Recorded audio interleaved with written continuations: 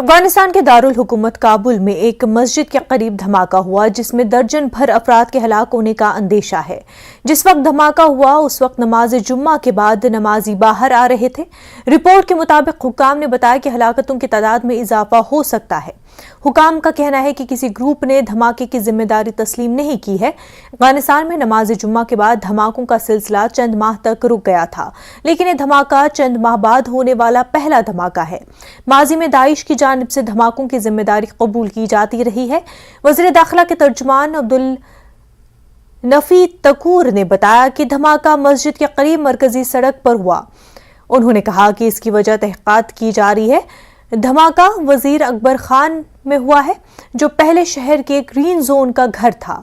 بہت سے غیر ملکی سفارتخانوں اور نیٹو کا مقام تھا، لیکن اب یہ حکمران طالبان کے زیر کنٹرول ہے۔